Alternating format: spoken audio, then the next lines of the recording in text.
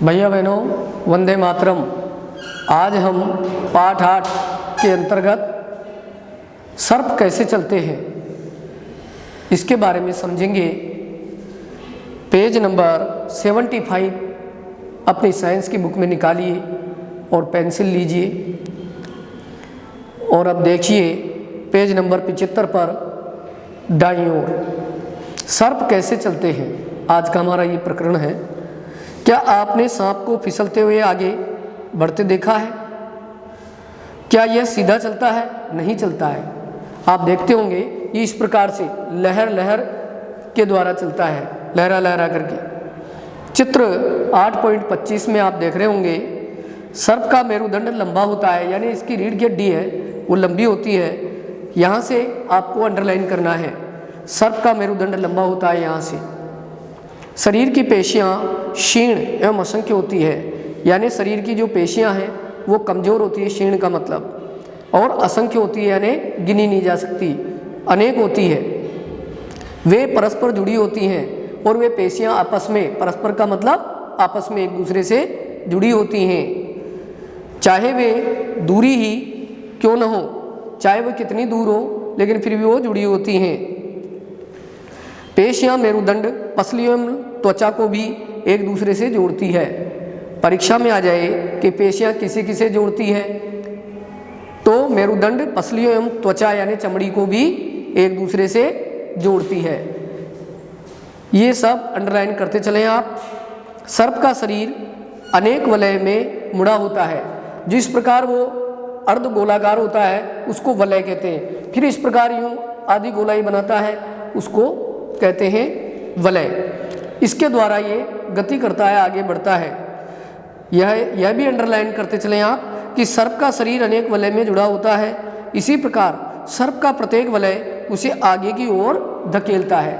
जिस प्रकार का जो वलय है उसको आगे की ओर धक्का देता है, जिससे वह गति कर पाता है। और इस प्रकार अनेक वलय बनते हैं जब वह गति करता है। जब इसी प्रकार सर्प का प्रत्येक वलय उसे आगे की ओर धकेलता है। इसका शरीर अनेक वलय बनाता है, एक से अधिक वलय बनाता है और प्रत्येक वलय आगे को धक्का देता है। इस कारण सर्प बहुत तेज गति से आगे की ओर चलता है, परंतु सरल रेखा में नहीं चलता है। परीक्षा में आ जाए कि सर्प है वो किस प्रकार गति करता है, तो हमें ध्यान रखना है कि वह लहरा लहरा करके और गति करता है और तेज गति से गति करता है और वलय के द्वारा गति कर पाता है, और वो कभी भी सरल रेखा में नहीं चलता है। हमने विभिन्न जंतुओं को गति प्रदान करने वाली रेखा, सरल रेखा में नहीं चलता है, यहाँ तक अंडरलाइन करना है। और फिर इसके बाद हमने से अंडरलाइन नहीं करना है। हमने विभिन्न जंतुओं को गति प्रदान करने वाली अस्थियों यानी हड्डियों एवं पेशियों के विषय में जानकारी प्राप्त की है। पहेली एवं बूझो जो भैया बहन हैं के पिटारे में, यानी उनके मन में, उनके दिमाग में विभिन्न जंतुओं की गतियों से संबंधित अनेक प्रश्न हैं। यानी जो अलग अलग प्रकार के जंतु हैं वो किस प्रकार गति करते हैं उनके बारे में उनके मन में बहुत सारे प्रश्न हैं। इसी प्रकार आपके मस्तिष्क यानी आपके दिमाग में भी, मस्तिष्क का मतलब दिमाग, उसमें भी अनेक प्रश्न उभर रहे होंगे यानी आते होंगे। प्रसिद्ध ग्रीक दार्शनिक अरस्तु ने, जो यूनान देश का एक विद्वान था जिसका नाम था अरस्तु, उसने एक पुस्तक लिखी है। उसने अपनी पुस्तक गेट ऑफ एनिमल्स में स्वयं अपने आप से अनेक प्रश्न पूछे थे। उसने कई प्रश्न पूछे अपने आप से। वो क्या क्या हो सकते हैं, विभिन्न जंतुओं के शरीर में विभिन्न भाग क्यों होते हैं, यह विशेष अंग, पेज बदलिए, पेज नंबर 76 पर बाईं ओर ऊपर देखिए। उन जंतुओं को विशेष गति में किस प्रकार सहायक है, विभिन्न जंतुओं के शारीरिक अंगों में क्या समानताएं एवं विभिन्नताएं हैं। जो अलग अलग प्रकार के जंतु हैं उनके शरीर में क्या क्या तो समानताएं यानी एक जैसी है बातें, और कौन कौन सी अलग बातें हैं विभिन्नताओं का मतलब। विभिन्न जंतुओं को चलने के लिए कितने अंगों की आवश्यकता होती है, अलग अलग प्रकार के जंतुओं को अलग अलग प्रकार के अंगों की आवश्यकता होती है। मनुष्य के 2 पैर हैं तथा गाय के और भैंस के 4 पैर क्यों होते हैं? बहुत से जंतु समपादी होते हैं। समपादी का मतलब एक समान जिनके पैर होते हैं उनको समपादी कहते हैं। तो ये कहा गया है कि बहुत से जंतु समपादी होते हैं। क्यों है ऐसा? हमारे पैरों के मुड़ने का ढंग हमारे हाथों की तुलना में अलग क्यों है? यानी हमारे हाथ हैं वो ऊपर की ओर मुड़ते हैं कोहनी से, जबकि घुटने से हमारे जो पैर है वो पीछे की ओर मुड़ता है। तो ये अंतर क्यों है? ऐसे ऐसे प्रश्न हमारे मन में आते हैं। इतने अधिक प्रश्न संभवतः अपने क्रियाकलापों यानी जो जो हमने प्रयोग करके देखे द्वारा हमने कुछ प्रश्नों के उत्तर प्राप्त करने का प्रयास किया है, यानी कोशिश की है। हमें कुछ और प्रश्नों के उत्तर खोजने हैं। इसके बाद एक बॉक्स में बेहतर जीवन के लिए योग, यानी हम अगर स्वस्थ रहना चाहते हैं तो हमें योग करना चाहिए।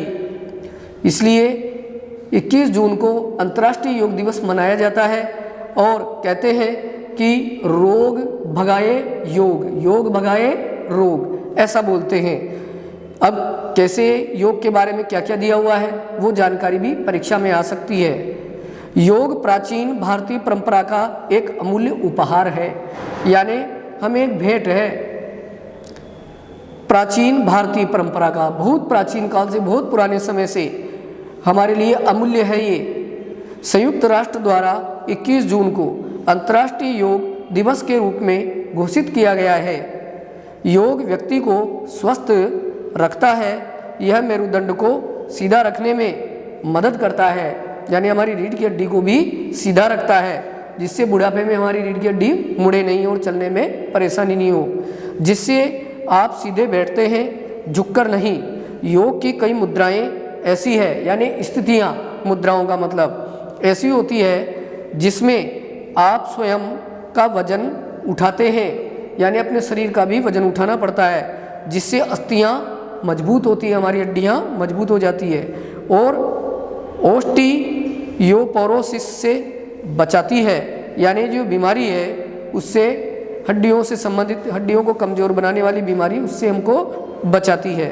यह जोड़ों के दर्द को कम करती है, जो अधिकतर बुजुर्ग लोगों में देखा जाता है। जोड़ों के दर्द किन में होते हैं? बुजुर्ग लोगों में, बड़े बूढ़े लोगों में, जिनकी उम्र ज़्यादा हो जाती है, उससे भी यह योग बचाते हैं बीमारी से। इससे शरीर की सभी मांसपेशियां सक्रिय रहती है, यानी काम करती हैं। इससे हृदय भी स्वस्थ रहता है, और जब हमारा स्वस्थ हृदय रहेगा तो हमारा शरीर भी स्वस्थ रहेगा, जिससे वह अधिक दक्षता से कार्य करता है, यानी हमारा दिल है वो ठीक प्रकार से, अच्छे प्रकार से काम करेगा। दक्षता से मतलब कुछ योग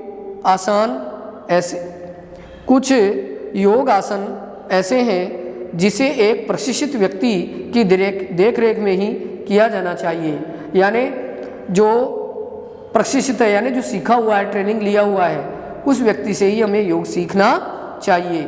भैया बहनों, जितना मैंने पढ़ाया उसे ध्यान से पढ़ें और जो रेखांकित करवाई है पंक्तियाँ पाठ की, उनको भी आप मन में बोल बोल कर रफ कॉपी में लिखें और याद भी करें। हमारा ये जो पाठ है वो पूरा हो चुका है। इसके जो सारांश आते हैं पाठ के बाद में, उन्हें भी हमें ध्यान से पढ़ना चाहिए। उनमें से भी कई प्रश्न के उत्तर मिलते हैं और प्रमुख शब्दों को भी ध्यान से समझना चाहिए। और कोई बात समझ में नहीं आए तो आप मेरे से पूछ सकते हैं। धन्यवाद।